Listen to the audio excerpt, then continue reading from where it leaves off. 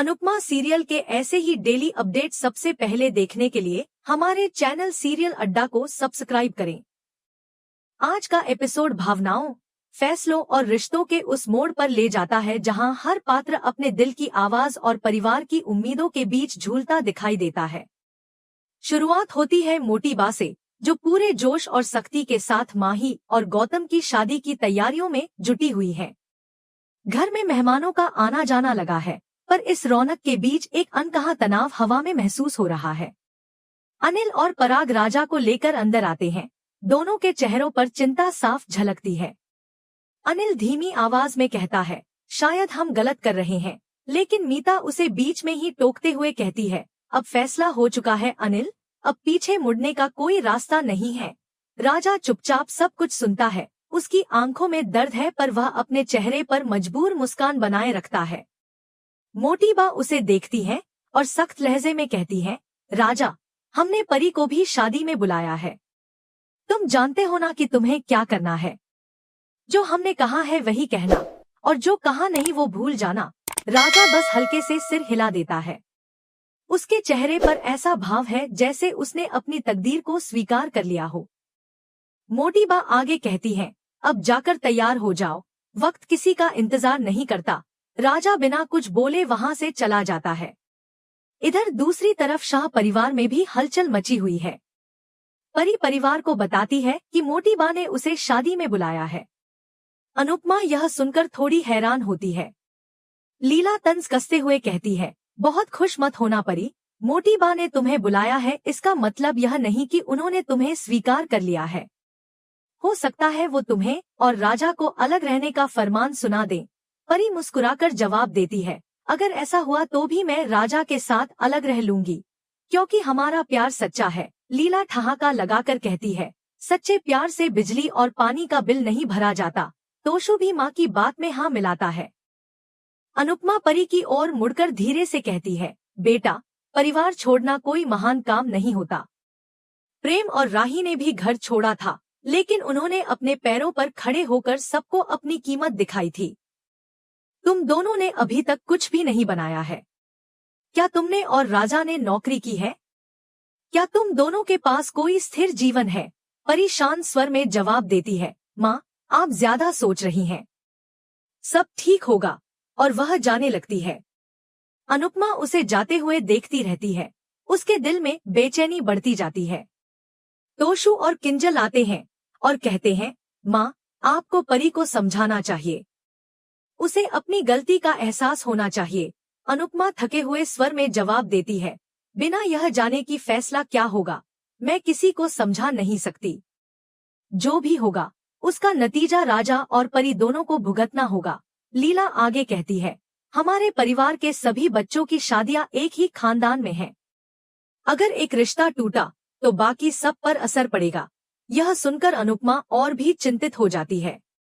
उधर परी खुशी खुशी माही की शादी के लिए तैयार होने लगती है। वह चाहती है कि सब कुछ अच्छा हो और शायद यही दिन उनके रिश्ते के लिए नई शुरुआत लेकर आए। ईशानी कमरे में आती है और कहती है, चलो, मैं तुम्हारा मेकअप कर देती हूँ। आज तुम सबसे खूबसूरत लगनी चाहिए। परी मुस्कुराती है और ईशानी उसकी नजर उतारती है। दुआ करती है कि राजा और परी का रिश्ता किसी की नजर से बचा रहे। परी उसकी इस मासूम दुआ पर भावुक हो जाती है। फिर दृश्य बदलता है। शाह और कोठारी परिवार साथ में फोटो खिंचवाते हैं। सभी हंसने की कोशिश करते हैं, लेकिन कई चेहरों पर छिपे भाव साफ झलकते हैं। परी आगे बढ़कर मोटी बा से कहती है, थैंक यू, आपने मुझे बुलाया। मोटी बा बिना उसकी तरफ देखे कहती है, शुक्रिया बाद में करना, अभी शादी पर ध्यान दो। दूल्हा दुल्हन इसी घर में रहेंगे, इसलिए सीधे शादी यहीं होगी। परी के चेहरे पर एक पल के लिए सन्नाटा छा जाता है, लेकिन वह खुद को संभाल लेती है। ख्याति उस समय राही और प्रेम को देखती है और कहती है, तुम दोनों जाकर माही और गौतम को ले आओ। परी तुरंत कहती है, क्या मैं माही को लेकर आ सकती हूँ? मोटी बात तुरंत गुस्से में कहती है, नहीं, राही जाएगी। राही चुपचाप सिर झुकाकर चली जाती है। अनुपमा उस मौके पर मोटी बा की ओर बढ़ती है और कहती है, मोटी बा, आपने परी को बुलाया, इसके लिए शुक्रिया। शायद यह मौका पुराने जख्म भर दे, लेकिन मोटी बा उसकी बात को अनसुना कर देती है। अनुपमा के चेहरे पर चिंता और उम्मीद दोनों झलकते हैं। इसी बीच कैमरा माही की तरफ घूमता है, जो अपने कमरे में अकेली बैठी भगवान से प्रार्थना कर रही होती है। वह कहती है, हे भगवान, मेरा विवाह सुखमय हो, मैं अपने पति और परिवार का मान रख सकूं। तभी पीछे से गौतम आता है। वह मुस्कुराकर कहता है, तुम आज बहुत खूबसूरत लग रही हो। माही शर्मा कर नीचे देखती है। तभी दरवाजे पर दस्तक होती है और प्रार्थना अंदर आती है। दोनों उसे देखकर चौंकते हैं। प्रार्थना कहती है, राही आ रही थी, लेकिन कुछ काम आ गया तो उन्होंने मुझे भेज दिया। गौतम थोड़ा असहज महसूस करता है पर मुस्कुराकर कहता है, कोई बात नहीं, आप यहाँ हैं तो माहौल और भी अच्छा लग रहा है। वह प्रार्थना से कहता है, अंश के व्यवहार के लिए मैं माफी मांगना चाहता हूँ। वो अब पहले जैसा नहीं है, बस हालात ने उसे थोड़ा बदल दिया है। प्रार्थना हल्के से मुस्कुराती है, कोई बात नहीं, मैं उसे समझती हूँ।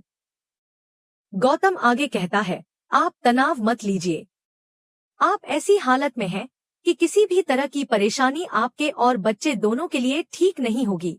माही तुरंत कहती है, हाँ, आप खुश रहिए, ताकि बच्चे की सेहत पर असर न पड़े। यह बच्चा हमारे लिए बहुत खास है। प्रार्थना यह सुनकर हैरान रह जाती है। उसकी आंखें कुछ पल के लिए स्थिर हो जाती हैं, जैसे उसने किसी गहरे राज को महसूस कर लिया हो।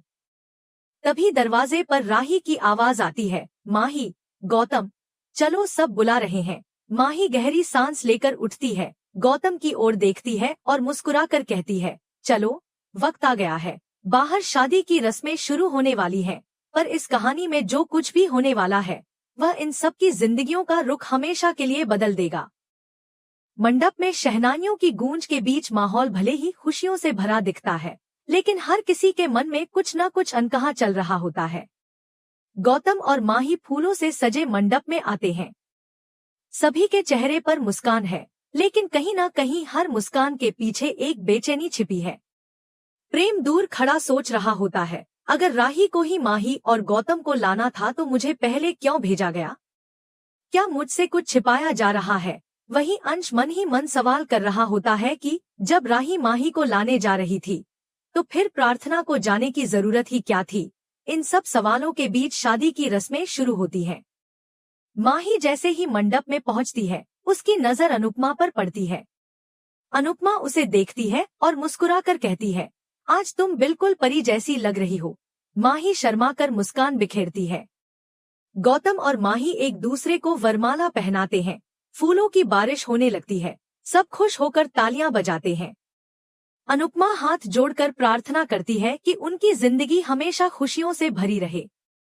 गौतम सबके सामने कहता है, मुझे दूसरा मौका देने के लिए आप सभी का बहुत शुक्रिया। यह शादी मेरे जीवन की सबसे बड़ी खुशी है। उसकी आवाज में एक सच्चाई है, लेकिन आंखों में कहीं छिपा डर भी झलकता है। गौतम जैसे ही मंडप की तरफ बढ़ता है, अंश अचानक उसके सामने आता है और धीमे मगर ठंडे स्वर में कहता है, मुझे पता चल गया है कि तुमने कंपनी में करोड़ों का घपला किया है। आज सबके सामने तुम्हारा सच सामने आएगा। गौतम का चेहरा पीला पड़ जाता है। वह विनती करते हुए कहता है, अंश, ऐसा मत करना। मेरी शादी हो जाने दो, फिर मैं सब समझा दूंगा। लेकिन अंश जवाब देता है, शादी ही तो तुड़वानी है। माही को सच्चाई जानने का हक है। यह कहकर वह वहां से चला जाता है। गौतम उसके जाते ही राहत की सांस लेता है, जैसे किसी बड़ी मुसीबत से बच गया हो। उसी समय परी राजा के पास आती है। उसकी आंखों में चमक है। वह मुस्कुराकर कहती है, देखा, सब ठीक हो जाएगा। अब हम कभी नहीं झगड़ेंगे। लेकिन तभी मीता राजा को अचानक वहां से ले जाती है। परी थोड़ा असमंजस में पड़ जाती है और सोचती है कि शायद राजा शादी के बाद उससे बात करेगा। मंडप की रौनक के बीच राही प्रेम की ओर देखती है और कहती है, काश हम यह शादी रोक पाते। प्रेम ठंडे स्वर में जवाब देता है, अब बहुत देर हो चुकी है राही। जो हो रहा है उसमें हमें दखल नहीं देना चाहिए। राही माहौल को हल्का करने के लिए पूछती है, रेस्टोरेंट का काम कैसा चल रहा है? प्रेम का चेहरा अचानक उतर जाता है। वह मन ही मन सोचता है कि अब मैं उसे कैसे बताऊं कि मुझसे बहुत बड़ी गलती हो गई है। वह ठहरकर कहता है, सब अच्छा चल रहा है, चिंता मत करो। वह तय करता है कि शादी के बाद राही को सब सच बताएगा। इधर अंश पराग से बात करने की कोशिश करता है, लेकिन पराग व्यस्त होता है और कहता है, बाद में बात करते हैं। अंश अनिल के पास जाता है, मगर तभी मोटी बा अनिल को बुला लेती है। अंश परेशान होकर इधर उधर भटकता है। दूसरी तरफ अनुपमा बेचैन होती जा रही है। उसका मन बार बार कहता है कि कुछ गलत होने वाला है। वह मंडप की ओर देखती है और सोचती है कि क्यों उसे यह खुशी अधूरी लग रही है। मीता इस बीच माही और गौतम का गठबंधन करती है। अंश फिर से मोटी बा के पास पहुंचता है, लेकिन वह भी उसे अनदेखा कर देती है और कहती है, हम तुम्हें कब से देख रहे हैं, क्या आग लगाने आए हो? इस शादी में जहर घोलने की कोशिश मत करना। अंश दुखी होकर वहां से चला जाता है। अब पंडित जी कहते हैं कि कन्यादान की रस्म का समय हो गया है। मोटी बा ख्याति और पराग को बुलाती है। यह सुनकर अनुपमा चौंक जाती है, क्योंकि उसे उम्मीद थी कि शायद वह कन्यादान करेगी। मोटी बा गर्व से मुस्कुराती है और कहती है, आज यह दिन हमारे परिवार के इतिहास में लिखा जाएगा। पराग और ख्याति कन्यादान करते हैं। अनुपमा की आंखें नम हो जाती हैं। उसे माही का बचपन याद आने लगता है, जब वह छोटी थी और अनुपमा की गोद में सिर रखकर सो जाती थी। अब वही माही उसकी आंखों के सामने किसी और की जीवन साथी बन रही है। अंश दूर खड़ा सब देख रहा है। उसके मन में बेचैनी बढ़ती जा रही है, लेकिन अब कुछ भी कहने का वक्त निकल चुका है। गौतम और माही 7 फेरे लेते हैं। हर फेरा उनके रिश्ते को और मजबूत बनाता है। गौतम अंश की ओर देखता है और हल्की मुस्कान देता है, जैसे उसे चुनौती दे रहा हो कि अब कुछ नहीं कर सकता। फिर वह माही की मांग में सिंदूर भरता है, मंगलसूत्र पहनाता है और सब तालियां बजाते हैं। माही के चेहरे पर चमक है, आंखों में प्यार है। अनुपमा मन ही मन सोचती है, मैंने बहुत कोशिश की कि सब ठीक रहे, लेकिन आखिर होता वही है जो किस्मत में लिखा होता है। फेरे पूरे होते ही माही और गौतम सबका आशीर्वाद लेने जाते हैं। मोटी बा उनके सिर पर हाथ रखती है और कहती है, आज से तुम हमारी बहू नहीं, बेटी हो। माही झुककर कहती है, मैं दोनों फर्ज निभाऊंगी, बेटी भी और बहू भी। दोनों अनुपमा के पास आते हैं। माही गले लगकर कहती है, माँ, आपकी दुआ चाहिए। अनुपमा उसे आशीर्वाद देती है, हमेशा खुश रहना और रिश्तों का मान रखना। गौतम भी झुककर उनके पैर छूता है। अनुपमा कुछ हिचकिचाती है, लेकिन फिर हाथ उठाकर कहती है, भगवान तुम्हें सद्बुद्धि दे। गौतम के होठों पर अजीब सी मुस्कान फैल जाती है। उसी पल मोटी बा सबको रोकती है और कहती है, अब हमें एक जरूरी बात करनी है। सबकी नजरें उनकी ओर उठ जाती हैं। परी को लगता है कि शायद अब उसके और राजा के रिश्ते की बात होने वाली है, लेकिन अनुपमा कहती है, पहले बाकी की रस्में पूरी कर लीजिए। मोटी बा दृढ़ स्वर में जवाब देती है, वो हम कर लेंगे, पर अभी एक जरूरी काम है। वह राजा और परी को बुलाती है, फिर इशारे से पराग को कहती है, कुछ देने को। पराग अनमने मन से अनुपमा के हाथ में कुछ पेपर थमाता है। सब हैरान होकर देखने लगते हैं। अनुपमा उन कागजों को खोलती है और सन्न रह जाती है। वह तलाक के पेपर हैं। वह हकलाते हुए कहती है, यह क्या है? आप ऐसा कैसे कर सकते हैं? लीला उत्सुकता से पूछती है, क्या लिखा है इसमें? मोटी बा ठंडी मुस्कान के साथ कहती है, कागज देखकर भी नहीं समझा आपने? वैसे भी आपके परिवार में ऐसे कागज देखना कोई नई बात तो नहीं। अनुपमा की आंखों से आंसू छलक पड़ते हैं। राही उसके पास आती है और पूछती है, माँ, इसमें लिखा क्या है? अनुपमा जवाब देती है, यह तलाक का नोटिस है। राजा परी से तलाक लेना चाहता है। यह सुनकर सबके चेहरों का रंग उड़ जाता है। परी पीछे हटती है, उसके हाथ कांपते हैं। वह अविश्वास में राजा की ओर देखती है, लेकिन राजा नजरें झुका लेता है। एपिसोड यहीं खत्म हो जाता है, लेकिन अगले एपिसोड की झलक में दिखाया जाता है कि अनुपमा गुस्से में कहती है, यह दुनिया का पहला तलाक होगा जो सिर्फ इसलिए हो रहा है क्योंकि लड़के की दादी अपना ईगो संभाल नहीं पा रही। पराग ठंडे स्वर में कहता है, यह तलाक होकर रहेगा। दूसरी तरफ अंश राही को गौतम की सच्चाई बताता है और राही अनुपमा से कहती है, पापा को गौतम की सच्चाई पता चलनी ही चाहिए। अनुपमा स्तब्ध रह जाती है। आज का एपिसोड भावनाओं, रहस्यों और रिश्तों के संघर्ष से भरा रहा। आप बताइए आपको यह ट्विस्ट कैसा लगा, और ऐसे ही डेली अपडेट्स के लिए हमारे चैनल सीरियल अड्डा को सब्सक्राइब करना न भूलें।